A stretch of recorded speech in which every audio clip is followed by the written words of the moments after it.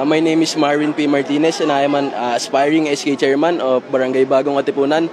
I am currently taking a Bachelor of Science in Nursing and a future doctor someday. And here is my counsel, the name Jonakisa Asuncion from A. Bonifacio. Graduate po ng BSIT from Pamantasan ng Lungsod ng Pasig. Ako po si Ladine Lactawen or also known as Lady. Ako ay taga F. Asidillo. Ako po ay currently nag-aaral sa Rizal Technological University from Boni Campus and currently studying Political Science. Ako po si Rashmi Villanueva mula sa F. Asidillo Street ng Barangay Bagong Katipunan. Ako po ay isang graduating student taking up BS Tourism Management sa La Consolacion College, Manila, and I am the current president of the Tourism Management Society. Ako naman po si Patricia Espiritu or Ichay and I'm currently taking Bachelor of Science in Civil Engineering sa National University. Magandang hapon sa inyo. Maligayang pagbati. Ako si Raya Rosario. You can call me Raya. Ay nag-aaral sa University of the Philippines, Los Baños, taking up BS Biology. Ako naman po si Kian Simborio from A. Bonifacio. Currently studying at JR University Business Administration.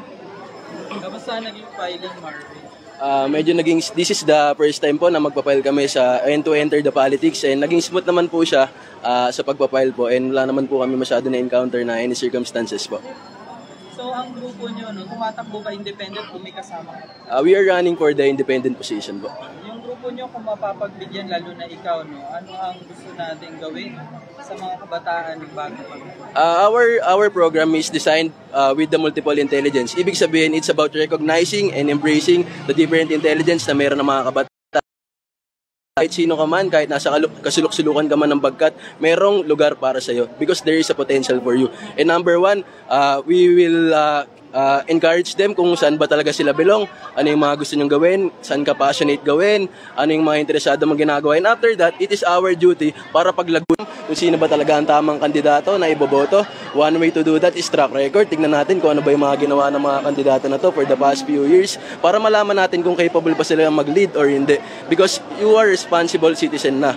Boboto ka na. And it's not just about the community alone. It's about a nation building po. So kung boboto man tayo na para lang sa sarili natin, di natin sinasacrifice sa atin alone. We are sacrificing the hope and the future of our community and especially our country as well.